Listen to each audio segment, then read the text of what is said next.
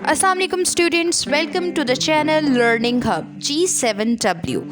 You are going to learn more and more about different topics that are relevant to linguistics, literature, CSS and many other subjects. So stay tuned, subscribe to the channel, press the bell icon, like, comment and share. बिस्मिल्लाहिर्रहमानिर्रहीम. So let's start. आज हम present indefinite का passive voice करेंगे और साथ ही हम थोड़ा सा प्रेजेंट इंडेफिनिट टेंस को देख लेंगे कि उसका सिंपली यानी एक्टिव वॉइस उसका क्या है. पहले उसको रिवाइज करते हैं, फिर हम पैसिव वॉइस की तरफ आते हैं. तो प्रेजेंट इंडेफिनिट जो है वो हमें पता है कि हम इस्तेमाल करते हैं जब भी हमने कोई हैबिट या कोई रिपीटेड एक्शन दिखाना हो, यानी कोई किसी की आदत है या कोई एक ही चीज़ को बार बार कर रहा है तो उसके लिए हम प्रेजेंट इंडेफिनिट का इस्तेमाल करते हैं.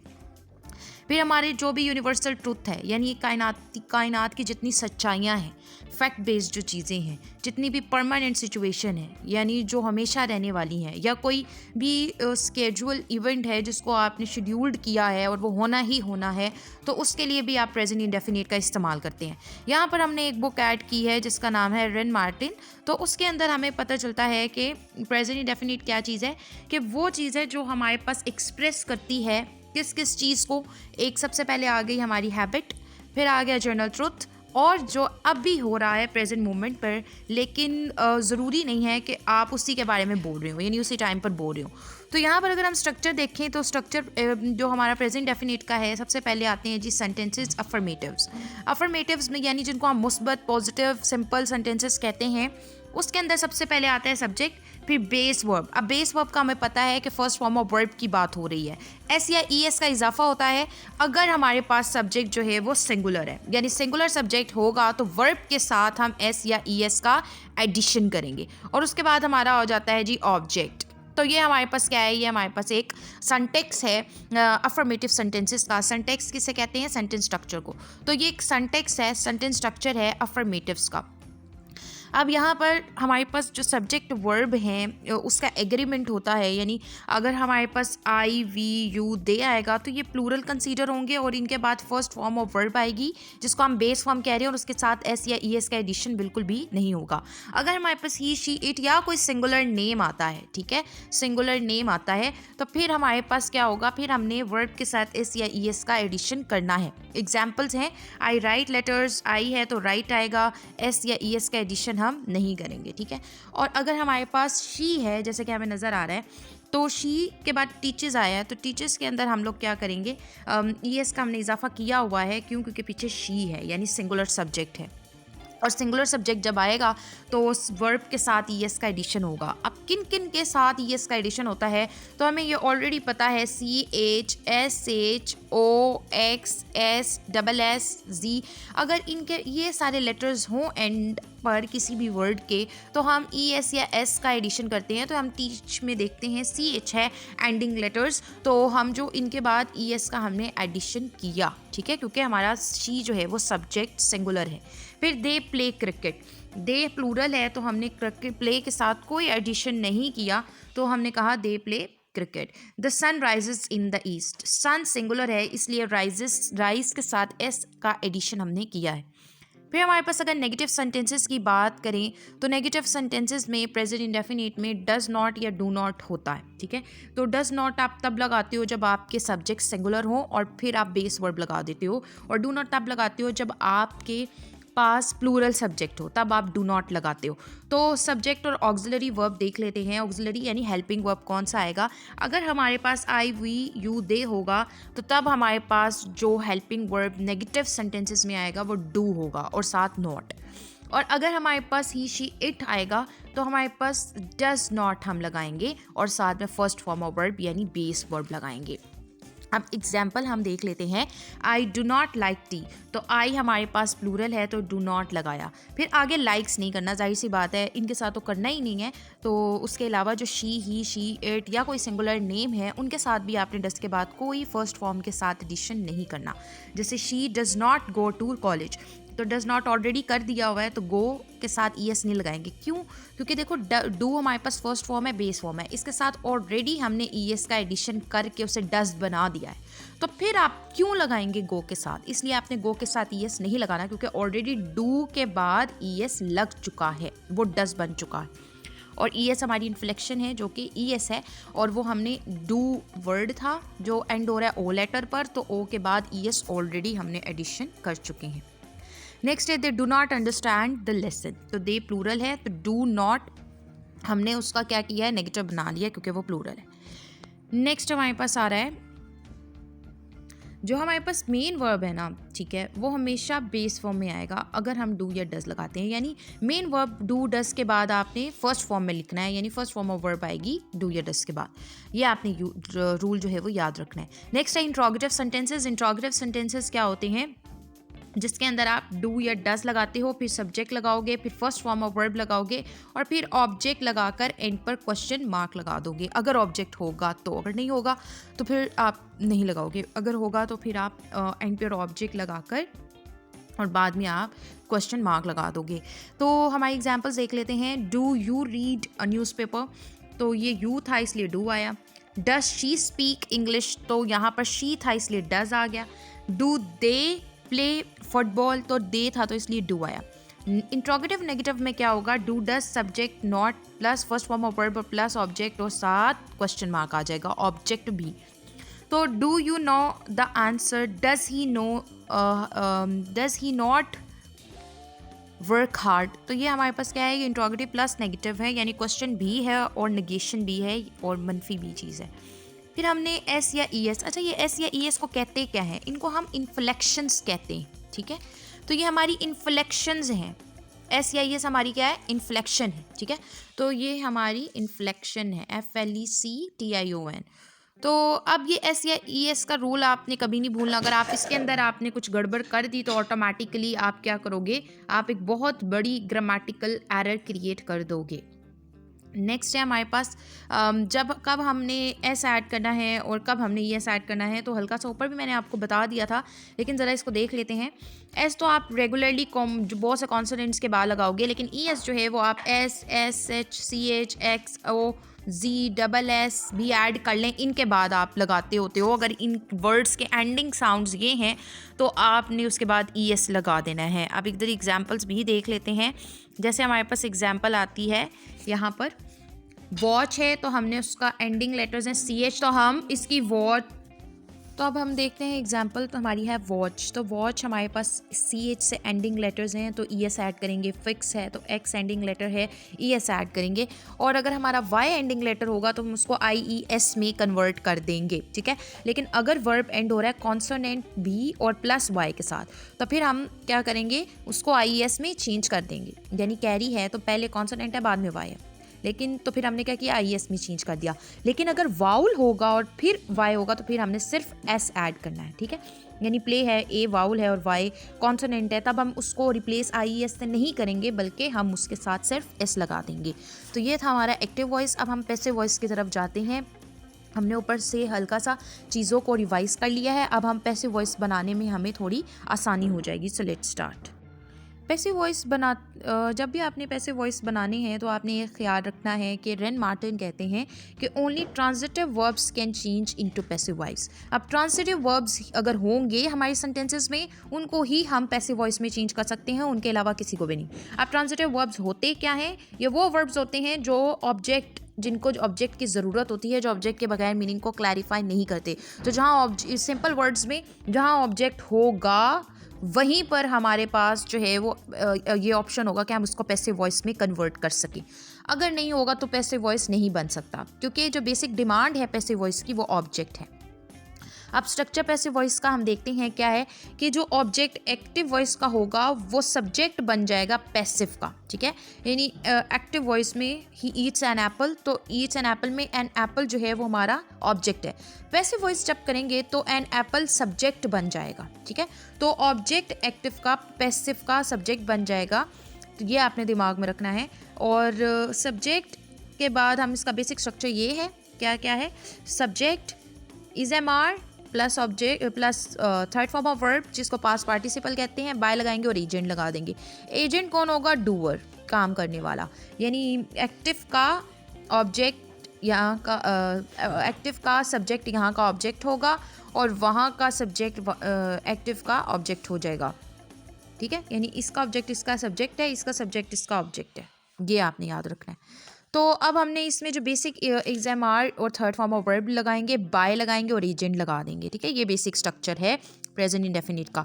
तो अब सेंटेंसेस चेक करते हैं। सबसे पहले आता है जी अफर्मेटिव सेंटेंसेस जो हमारे पास हैं वो क्या है। सो अफर्मेटिव सेंटेंसेस पॉजिटिव सेंटेंसेस को कहते हैं। तो हमने क्या किया, एक्टिव में हमारे पास है शी राइट्स अ लेटर। तो पैसिव में क्या होगा, इसका ऑब्जेक्ट इसका सब्जेक्ट बनेगा। तो आ लेटर पहले आ जाएगा। अब आ लेटर सिंगुलर है तो सिंगुलर के साथ हम इज लगाते हैं, तो इज लगा दिया। रिटन थर्ड फॉर्म जिसको पास्ट पार्टिसिपल का बाय, और हर क्या, इसका अब सब्जेक्ट इसका ऑब्जेक्ट बनेगा। तो शी होता है, हर होता है। शी सब्जेक्टिव केस है, हर जो है वो ऑब्जेक्टिव केस है और हर ही पॉजेसिव केस है। तो यहाँ हम हर लगाएंगे ऑब्जेक्टिव केस, ठीक है। तो a letter is written by her. Next है दे प्ले क्रिकेट। दे हमारा यहाँ का सब्जेक्ट है, यहाँ का ये ऑब्जेक्ट है। तो यहाँ पर हम क्या लगाएंगे, यहाँ पर हम लगाएंगे cricket singular is played third form. तो आई पैसिव की पहचान ही थर्ड फॉर्म है। बाय और देम एजेंट, यानी यहाँ का हमारा जो सब्जेक्ट है यहाँ का ऑब्जेक्ट बन जाएगा, ठीक है, डूअर काम करने वाला। अब यहाँ पर हमें क्या होगा, दे का जो ऑब्जेक्टिव केस है वो क्या होता है, दे और देम होता है, ठीक है। देम ऑब्जेक्टिव केस है, दे सब्जेक्टिव केस है और देयर जो है वो पोजेसिव केस है। इसका तो लेना देना ही नहीं है यहाँ पर पैसिव में, सब्जेक्ट और ऑब्जेक्ट की जगह ये पोजेशन के लिए यूज़ होता है। तो दे का देम होगा। तो यहाँ पर हमने क्या है, देम कर दिया, उसे रिप्लेस करके हमने उसे क्या किया है, उसे देम बना दिया है। नेक्स्ट है हमारे पास ही मेक्स अ चेयर। तो यहाँ पर जो है वो चेयर जो है वो हमारा ऑब्जेक्ट है और यहाँ पर आके वो सब्जेक्ट बनेगा। A chair is made, make made, third form made होगी। बाय हिम क्यों आया, क्योंकि ही का ऑब्जेक्टिव केस हिम है। तो a chair is made by him. अब कैसे, जैसे ही, हिज और हिम। अब जो हिम है ये ऑब्जेक्टिव केस है, ही सब्जेक्टिव केस है, जो हिज है, हिज हमारा पोजेसिव केस है, ठीक है। तो हिम आएगा, a chair is made by him. Next है हमारे पास हेल्पिंग वर्ब की सिलेक्शन कैसे होगी। जब सिंगुलर होगा सब्जेक्ट तो सिंगुलर इज आएगा, और अगर प्लूरल होगा तो हम क्या करेंगे, उसके साथ आर लगा देंगे और आई के साथ हमने एम लगाना है, ठीक है। तो आई के साथ एम, प्लूरल बाकी जितने हैं यू दे वी इनके साथ आर, और सिंगुलर ही शेड के साथ। अब हमने नेगेटिव कैसे बनाने हैं। तो नेगेटिव में सिंपल सब्जेक्ट आएगा, उसके बाद फिर हमारे पास जो है वो हम लोग इस एम आर लगा के नोट लगाएंगे और थर्ड फॉर्म ऑफ वर्ब लगा देंगे और इन पे ऑब्जेक्ट आएगा, बाय लगा के ऑब्जेक्ट लगा देंगे। तो यहाँ पर एग्जाम्पल्स देख लेते हैं। A letter is not written by her, cricket is not played by them. तो बेसिक स्ट्रक्चर जो बेसिकली होता है ना पैसिव का, वो is not written, is not played, is not prepared, या आर नॉट समथिंग, या एम नॉट समथिंग होता है, ठीक है। तो उसके बाद हमें ये पता होना चाहिए कि सब्जेक्ट जो है वो हमारा यहाँ पर आता है, लेकिन वो एक्चुअल में ऑब्जेक्ट होता है एक्टिव वॉइस का, ठीक है। फिर अब हमारे पास है इंट्रोगेटिव्स। इंट्रोगेटिव में इज़ एम आर पहले आ जाएगा, फिर हमारा सब्जेक्ट आएगा, फिर थर्ड फॉर्म ऑफ वर्ब, फिर बाय और एजेंट। एजेंट से मुराद है हमारा सब्जेक्ट, जो उसका सब्जेक्ट है लेकिन यहाँ पर एज एन ऑब्जेक्ट आएगा, ठीक है। एक्टिव वॉइस का सब्जेक्ट और यहाँ पर ऑब्जेक्ट के तौर पर आएगा। जैसे is a letter written by her, is cricket played by them, are books to sold here। so interrogative negative passives क्या होते हैं। तो इंट्रोगेटिव नेगेटिव पैसिव्स के अंदर हम लोग क्या करते हैं कि सिंपल वही चीज़ें होती हैं, बस हमने इज़ पहले लगा देते हैं, इज़ एम आर, उसके बाद नॉट सब्जेक्ट लगाते हैं, फिर नॉट, फिर थर्ड फॉर्म, फिर बाय, और फिर हम लोग अपना ऑब्जेक्ट लगा देते हैं, ठीक है। अब कुछ रूल्स जो होते हैं वो हमारे पास हैं, वो हम देख लेते हैं कि पैसिव में जो बेसिक रूल्स हैं वो हैं क्या। तो सबसे पहले तो हमने देखना है कि सब्जेक्ट क्या है, वर्ब क्या है, ऑब्जेक्ट क्या है एक्टिव वॉइस में। फिर हमने ऑब्जेक्ट को सब्जेक्ट बना देना है, एक्टिव वॉइस के ऑब्जेक्ट को हमने पैसिव वॉइस का सब्जेक्ट बनाना है। फिर हमने जितने इज़ एम आर है वर्ब को चेंज करके is am are plus third form of verb में चेंज कर देनी है प्रेजेंट डेफिनिट में। फिर हमने सब्जेक्ट को जो है वो बाय करके ऑब्जेक्ट फॉर्म में ले आना है, यानी अगर प्रोनाउन होगा तो उसका ऑब्जेक्टिव केस आएगा लेकिन उससे पहले बाय आएगा। फिर हमने अननेसेसरी जो एजेंट्स होते हैं यानी डूअर होते हैं, अगर वो क्लियर नहीं है, वो इररेलेवेंट है, तो हमने उन्हें रिमूव कर देना है, ठीक है, निकाल देना है। अब एजेंट जैसे कैसे ओमिट होंगे, जैसे सब्जेक्ट जब हमारे पास अननाउन होगा, हमें पता नहीं होगा, सब्जेक्ट जब जर्नल होगा जैसे पीपल, सम, दे, अगर इस तरह के ऑब्जेक्ट्स हैं तो हम इनको रिमूव कर देंगे। फिर जब एक्शन जो है वो ज़्यादा इंपॉर्टेंट हो डूअर से, यानी काम करने वाले से ज़्यादा एक्शन इंपॉर्टेंट है, तब भी हमने एजेंट को रिमूव कर देना है, ओमिट कर देना है, निकाल देना है, ठीक है। अब हमारे पास है एग्जाम्पल, हम देख लेते हैं कि एग्जाम्पल को समझते हैं कि कैसे हम उसको निकालेंगे। तो English is spoken all over the world. अब यहाँ पर पीपल जो है वो इतना इंपॉर्टेंट नहीं है, ठीक है, तो हमने इसे निकाल दिया है। ऑल ओवर द वर्ल्ड से हमें समझ आ रही है, तो हमने इसको सिंपल किया कि English is spoken all over the world. By people लगाने की ज़रूरत नहीं है, ये अंडरस्टूड सी बात है। तो यहाँ पर एजेंट निकाल दिया। एजेंट था कौन यहाँ? पीपल था, तो हमने उसको बाय और पीपल को निकाल दिया क्योंकि यहाँ पर इतनी ज़रूरत नहीं पड़ी। फिर एक्टिव सेंटेंसेस को जिनको चेंज नहीं करना होता, कौन से ऐसे सेंटेंसेस हैं जिनका पैसिव वॉइस होता ही नहीं है? तो वो इंट्रांजिटिव वर्ब्स होते हैं। इंट्रांजिटिव वर्ब्स कौन से? जिनके पास कोई ऑब्जेक्ट नहीं होता। तो जिनके पास कोई ऑब्जेक्ट ही नहीं है, जो ऑब्जेक्ट के साथ है ही नहीं, उनका पैसिव वॉइस नहीं होता। For example, he स्लीप्स, she loves, the baby cries. ये स्लीप्स, लाव्स और क्राइज यहाँ पर इंट्रांजिटिवली वर्क कर रहे हैं। अच्छा, ये भी एक ट्रेड है, ट्रांजिटिव वर्ब्स और इंट्रांजिटिव वर्ब्स। अब ये ट्रांजिटिव कुछ वर्ब्स होते हैं हमारे पास, वो ये बिहेवियर बताता है कि वो वर्ब जो है वो ट्रांजिटिव वर्क कर रहा है या इंट्रांजिटिव। अगर तो वो अपने साथ ऑब्जेक्ट लेकर आ रहा है तो वो ट्रांजिटिव वर्क कर रहा है, यानी उसके पास ऑब्जेक्ट है, उसका पैसिव वॉइस हो सकता है, होता है। और अगर तो वो इंट्रांजिटिव वर्क कर रहा है, यानी कि उसके पास ऑब्जेक्ट नहीं है, तो फिर वहाँ पर वो इंट्रांजिटिवली वर्क करेगा, तो उसका पैसिव वॉइस नहीं होगा। तो इन सब का, इनके पास कोई ऑब्जेक्ट नहीं है, तो इन सब का कोई पैसिव जो है वॉइस वो हमारे पास पॉसिबल नहीं है, ठीक है। नेक्स्ट है कहाँ पर प्रेजेंट जो पैसिव होता है वो इस्तेमाल होता है, तो हमें पता है जर्नल फैक्ट्स में, रूल्स एंड रेगुलेशंस पे, साइंटिफिक ट्रुथ्स में, इंस्ट्रक्शन देनी है, फॉर्मल राइटिंग करनी है, तो उनमें हमारा पैसिव वॉइस यूज़ होता है। सो रूल्स जो है, एग्जाम्पल देख लेते हैं। Rules are obeyed in this school, letters are delivered daily, milk is sold here. अब कुछ बच्चे कंफ्यूज हो जाते हैं कि यहाँ पर तो बाय है ही नहीं, ठीक है, तो स्टूडेंट्स यहाँ पर बाय नहीं है, लेकिन बेसिक स्ट्रक्चर आपका कंप्लीट हो रहा है, यानी बेसिक स्ट्रक्चर जो है आर ओबेड ये आपका कंप्लीट है, are delivered, are so is sold, तो ये तो आपका कंप्लीट है। तो जब बेसिक स्ट्रक्चर आपका कंप्लीट है तो बाय तो तब लगेगा ना जब कोई एजेंट होगा, जब एजेंट नहीं होगा तो जाहिर सी बात है बाय भी नहीं लगेगा, ठीक है। तो ये आपने कंफ्यूज नहीं होना कि पैसिव वॉइस में हमेशा बाय बाय आना, नहीं। पैसिव वॉइस की जो सही पहचान है वो है हेल्पिंग वर्ब्स के साथ थर्ड फॉर्म, ठीक है। तो नेक्स्ट है हमारे पास कॉमन एरर्स के। कॉमन एरर्स कौन कौन से होते हैं? तो कॉमन एरर्स ये हैं कि ही इस प्ले क्रिकेट, तो ये गलत है, ये कहाँ से आएगा बच्चों? ये नहीं आएगा, इस प्ले तो कभी नहीं होगा। इसके बाद फिर आप जो है वो पैसिव में थर्ड फॉर्म ऑफ वर्ब लगाते हो। आ लेटर इज़ राइट, गलत हो जाएगा। क्यों गलत है? क्योंकि इज़ राइट नहीं आएगा, राइट की थर्ड फॉर्म रिटन होती है, ठीक है। उसके बाद does she writes a letter, गलत हो जाएगा, does she write a letter. Writes तो आएगा ही नहीं ना, ई एस के बाद एस तो आएगा ही नहीं, क्योंकि ऑलरेडी डज के साथ है। तो ये चीज़ जो है ये भी हमारे पास जो है ये अंडरस्टूड सी बात है। नेक्स्ट है हमारे पास कुछ एग्जांपल्स, हम देखते हैं कि एग्जांपल्स क्या हैं।